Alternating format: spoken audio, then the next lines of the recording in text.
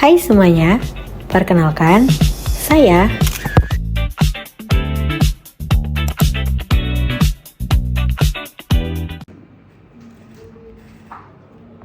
Halo semuanya, pada kesempatan ini saya ingin menyampaikan pengalaman belajar saya dalam mengikuti pembelajaran analisis isu kontemporer dan konflik kepentingan. Pembelajaran ini menjadi sangat penting karena memberikan pemahaman kepada saya sebagai calon ASN untuk mampu menghadapi dinamika perubahan yang terjadi di lingkungan strategis, baik di tingkat lokal, nasional, maupun global. Di era yang serba cepat seperti sekarang, berbagai isu kontemporer terus berkembang dan menyebar dengan sangat mudah, terutama melalui media sosial.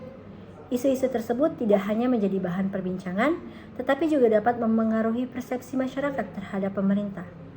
Oleh karena itu, melalui pembelajaran ini, saya dibekali kemampuan untuk memahami, mengidentifikasi, serta menganalisis isu secara lebih kritis dan objektif.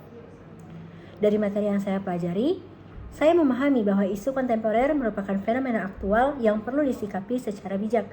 Sebagai ASN, saya tidak hanya dituntut untuk mengetahui isu yang sedang berkembang, tetapi saya juga harus mampu memilah informasi yang benar dan relevan.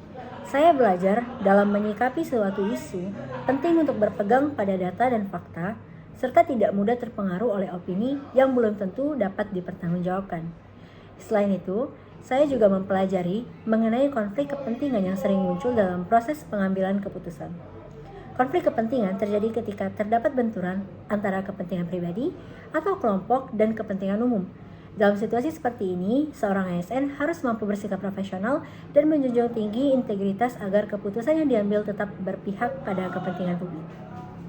Sebagai contoh, dalam konteks pekerjaan, terdapat situasi di mana seorang ASN terlibat dalam proses pengadaan barang dan jasa. Apabila dalam proses tersebut terdapat pihak penyedia yang memiliki hubungan pribadi dengan ASN yang bersangkutan, maka hal ini berpotensi menimbulkan konflik kepentingan. Dalam kondisi seperti ini, ASN harus mampu bersikap transparan dan menghindari keterlibatan langsung dalam pengambilan keputusan guna menjaga objektivitas dan kepercayaan publik. Contoh lainnya adalah ketika muncul isu viral di media sosial terkait pelayanan publik yang dinilai kurang baik. Sebagai ASN, saya tidak boleh langsung terpancing emosi atau ikut menyebarkan informasi yang belum jelas kebenarannya. Sebaliknya, saya harus mampu menganalisis situasi tersebut secara objektif, mencari fakta yang sebenarnya, serta memberikan respons yang tepat dan profesional sesuai dengan tugas dan fungsi saya. Melalui pembelajaran ini, saya juga dilatih untuk berpikir kritis dan analitis.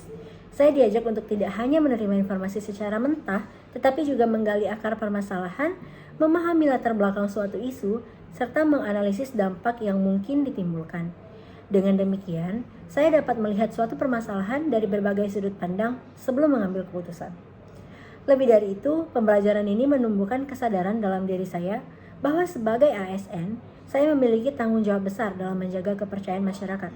Oleh karena itu, saya harus selalu mengedepankan kepentingan publik, menjunjung tinggi etika, serta menghindari segala bentuk konflik kepentingan dalam menjalankan tugas. Sebagai penutup, melalui pembelajaran analisis isu kontemporer dan konflik kepentingan ini, saya merasa lebih siap untuk menghadapi tantangan dalam lingkungan kerja yang dinamis dan penuh perubahan. Saya berkomitmen untuk menerapkan ilmu yang telah saya peroleh dengan menjadi ASN yang adaptif, responsif, serta mampu berpikir kritis dalam menyikapi setiap isu yang berkembang. Dengan demikian, saya dapat berkontribusi dalam mewujudkan tata kelola pemerintahan yang baik, bersih, dan berorientasi pada pelayanan publik. Sekian, terima kasih.